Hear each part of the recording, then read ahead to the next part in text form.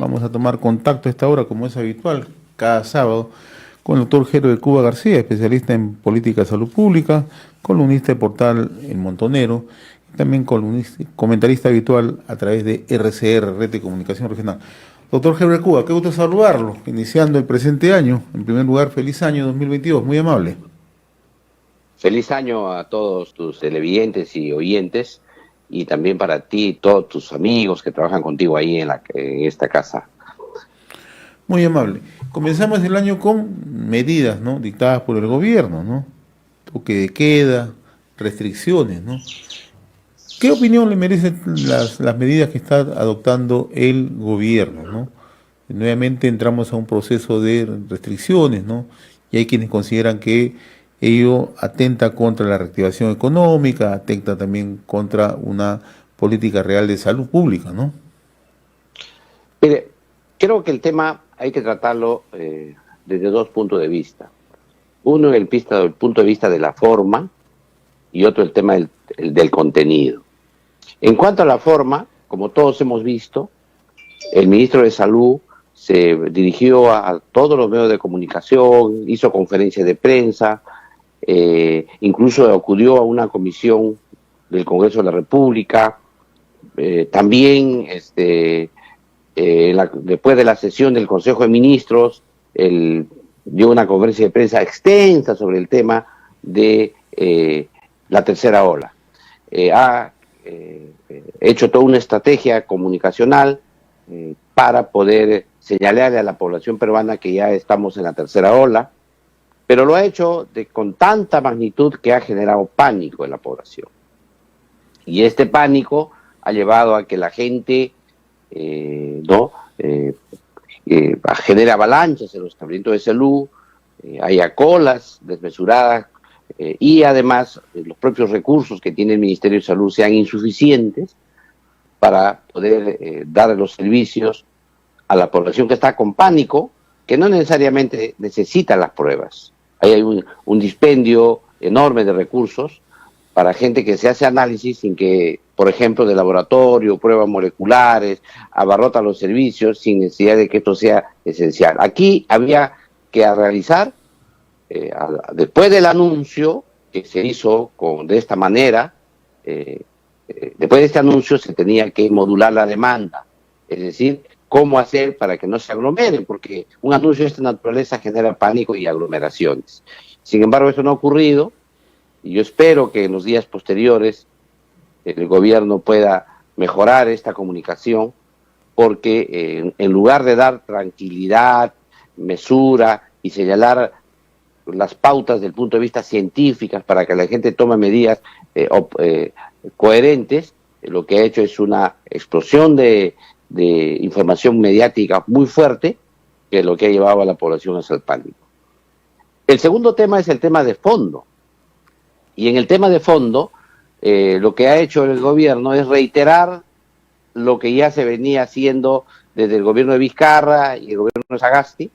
Es más, ha usado los mismos formatos que estuvieron vigentes en el decreto Supremo 184 del 2020 PCM, y también ha usado los mismos mecanismos que de los 4 niveles de alerta, desde el moderado, el alto, el muy alto y el extremo. Y también aquí se ha visto que ninguna población está en extremo, tampoco está en nivel muy alto. Solo 25 provincias, que incluye Lima Metropolitana, ¿no? Y 23 millones de habitantes han entrado en el nivel alto, y el restante de 171 provincias a nivel nacional se ha quedado en el nivel moderado. Esto, como primera medida así grande, hay que ver que no han sido creativos, no han visto nuevas estrategias para que esto mejore, porque al pasar Lima, por ejemplo, y las 25 provincias de la costa y alguna de la sierra al nivel alto, lo que se ha hecho es restringir otra vez las actividades económicas. Ha aumentado a 5 horas el toque de queda o la inmovilización social, y de las 11 de la noche a las 4 de la mañana pero también ha disminuido los aforos de los espacios cerrados. Y aquí hay que señalar que hubo enorme controversia en fin de año por el tema de las playas. Por un lado, el gobierno promulgó 2 resoluciones ministeriales que señalaban las normas para las playas y para las piscinas. Inclusive daban las pautas de cómo debe manejarse la gente ahí y daba las indicaciones a los gobiernos locales, a los municipios, para que implementen estas medidas. Pero ese mismo día salió la norma que prohibía en las playas el día 30 y el 31 y 1 de enero, y había la sensación de que se iban a prohibir las playas. Y por otro lado también se mantuvo, en una conferencia de prensa se dijo que el decreto de urgencia 184 del año 2020 estaba vigente y por lo tanto las playas recreativas o las piscinas recreativas iban a estar cerradas. En consecuencia, toda esta forma de manejar en un solo día ha generado una seria incomprensión por parte de la población de cuáles son las medidas que se toman. Lo cierto es que en el tema de los espacios cerrados, el aforo en general ha disminuido al 40%, a excepción de los bancos que se mantienen en 60%, y en algunos en 50%, pero en general menor del 50%, y solo los bancos en el nivel del 40%. Esta disminución de aforo representa un impacto económico serio, no solamente para el transporte público, sino también para los restaurantes, el sistema de turismo, etcétera. Y a esto endurece otra medida adicional que se tuvo antes, que era el carnet sanitario, que esto también tuvo un impacto económico y también causó una seria molestia en la población debido al carnet sanitario, pero ahora se suma a esto el tema de esta restricción del aforo en estos establecimientos. Ahora, ¿qué cosa ha faltado, digamos, de estas conferencias de prensa? Una adecuada justificación científica del por qué se habla de una tercera ola. Esta justificación debería darla el gobierno con mucha claridad. Él ha señalado, si uno mira, por ejemplo, la letalidad de la pandemia, cuando hablamos de letalidad, hablamos el número de muertos en función a los enfermos que se tienen. Uno va a ver que la letalidad se mantiene en los mismos rangos. Es como un serrucho. Algunos días suben más muertos, otros días bajan los muertos, suben los muertos como un serrucho. Y esto se presenta en la letalidad. Pero lo que ha aumentado es el número de contagios. Y el número de contagios ha aumentado todavía, y aquí hay otro tema que no ha aclarado bien el Ministerio de Salud ni el gobierno. Si estamos en esa tercera ola, se debe a la variante Delta, a la variante Omicron o a los dos.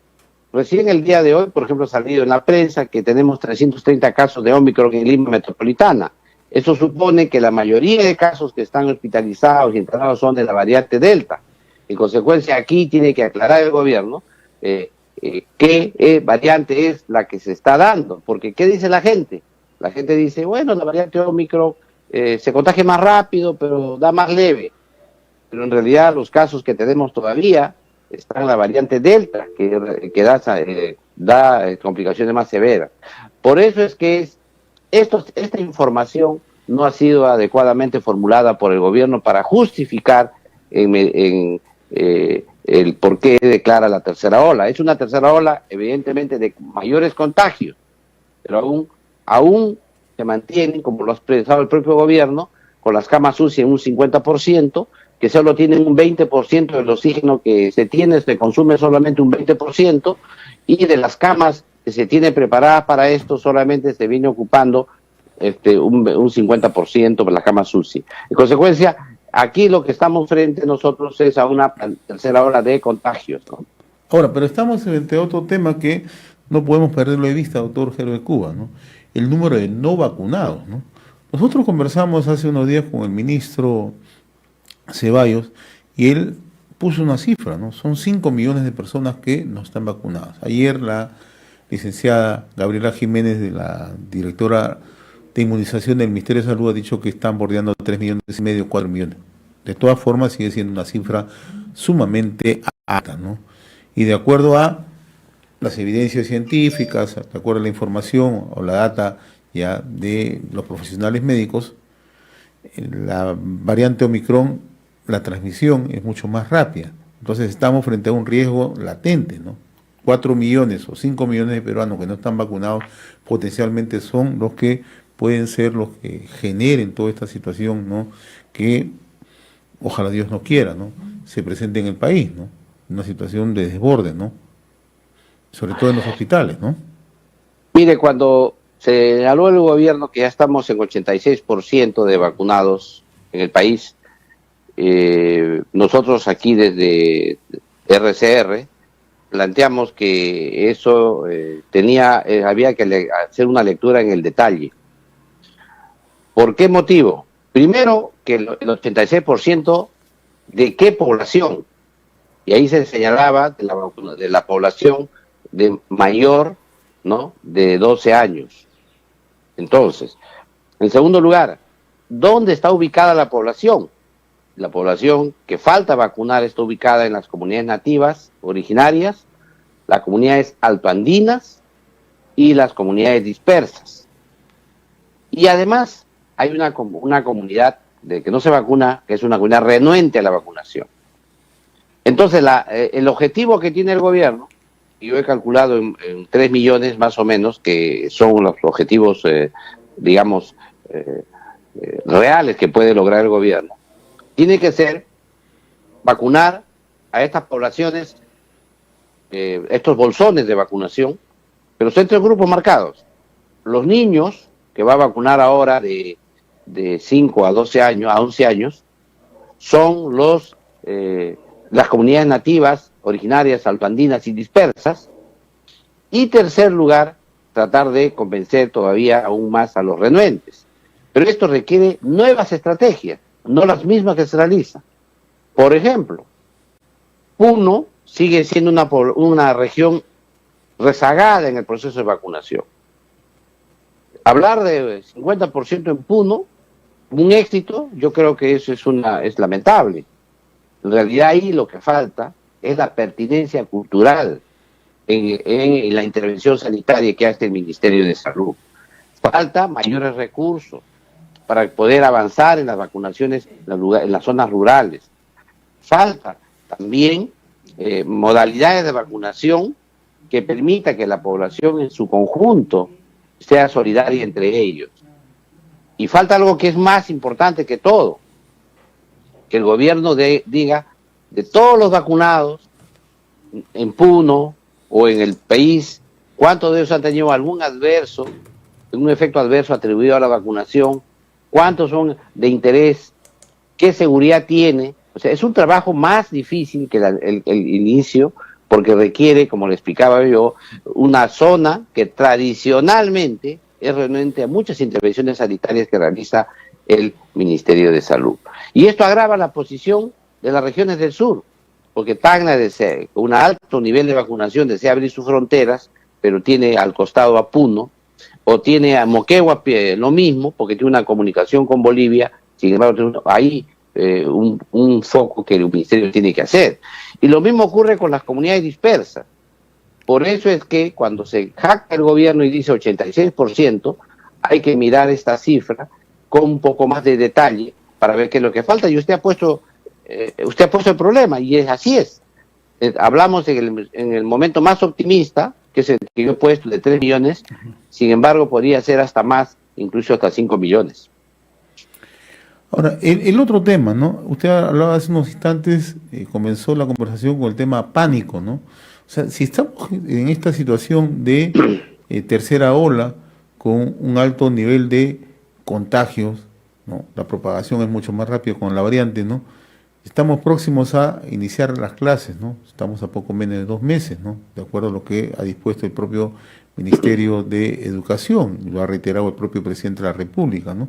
Esto puede generar también condiciones adversas para que la gente, los padres de familia, se animen a enviar a los niños a clases presenciales.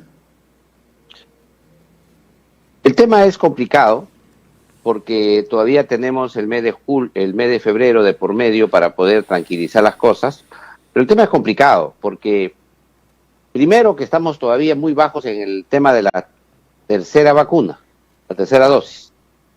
Estamos muy bajos todavía. Y es importante que la tercera dosis llegue también a un nivel alto, por lo menos de un 80-90% de vacunación. ¿Esto por qué es importante? Porque va a juntar la comunidad educativa. Vamos a tener ahí los docentes y vamos a tener ahí los alumnos. El segundo tema es la vacunación infantil. ¿Cuánto de avance el gobierno a partir después del 20 de enero que empieza la vacunación infantil, cuánto avance todo el mes de febrero? Y tercero, ¿qué otras medidas debe tomar el gobierno que no ha anunciado? Ejemplo, ya hay medicamentos que tienen autorización en los Estados Unidos y hay países que están usando medicamentos para el tratamiento de antivirales o anticuerpos monoclonales y otros que se usan, que el gobierno no ha dicho si ya está en la cola y ya va a comprar esos medicamentos y cómo va a ser. Y por último, creo que todavía el gobierno no ha resuelto el tema de la vigilancia genómica, es decir, que nos dé en tiempo real o en tiempo lo más rápido posible qué variante es la que afecta al ciudadano. Y además, las pruebas moleculares siguen demorando días. Ayer, en una conversación telefónica, por ejemplo, que tuve con Arequipa, me señalaban que 7 días y no les llega todavía la respuesta de la prueba molecular. Esto no puede mantenerse así, porque necesitamos, hay ya mecanismos, hay técnicas que te toman la prueba molecular y te dan la respuesta en 1 hora, y que son equipos móviles que pueden ser transportados a los diversos lugares del país. Y estos equipos sirven no solamente para el COVID-19, sino para otros virus que son prevalentes o que ya existen en el país, y esto podrían apoyar mucho. O sea, si no se toma todas estas clases de medidas, el tema del inicio del año escolar puede entrar por lo menos en conflicto. No solamente una discusión teórica, porque lo ideal es que los jóvenes o los niños empiecen a jornada completa, no a jornada de 3 horitas, 4 horas, porque eso lo que hace es complicar aún más la situación de las familias. Entonces, y luego, yo creo que ahí el Ministerio de Salud con el Ministerio de Educación tienen que trabajar codo a codo para crear escuelas saludables. Pero aquí el tema de fondo está en que al declarar el ministro que esta es una tercera ola, no nos ha dicho qué ha preparado para enfrentar esa tercera ola, sino nos ha dicho qué se propone hacer en el futuro para enfrentar la tercera ola. Pero la tercera ola la tenemos hoy aquí. Entonces, otra vez, como se dice, el gobierno ha desaprovechado lo que se llama el silencio epidemiológico, o sea, esta fase de relativa calma para tomar medidas, a pesar de que nos decía el propio ministerio que la tercera ola se venía y nos habían inventado incluso escenarios más moderados, extremos, leves, etcétera. Este es el problema que tenemos ahora en este momento. Muy bien, doctor Heber Cuba, como cada sábado yo le agradezco la amabilidad de haber compartido esta comunicación con RCR, Red de Comunicación Regional. Estaremos molestando. Antes de concluir, quisiera hacer un llamado al Ministerio de Salud a que monitoree la demanda y la oferta de los servicios que se dan ahora, que debido al pánico han generado avalancha y caos en los establecimientos y aglomeraciones. Y en segundo lugar, que fortalezca el primer nivel de atención con enfoque comunitario, porque la transmisión comunitaria se corta ahí, en la comunidad. Yo creo que ese es un trabajo muy importante que tiene que hacer el Ministerio de Salud hoy o mañana, porque el caos, el pánico, no es una buena consejera para nuestro país. Muy bien, doctor Heber Cuba. Yo le agradezco como siempre la amabilidad con RCR, Red de Comunicación Regional.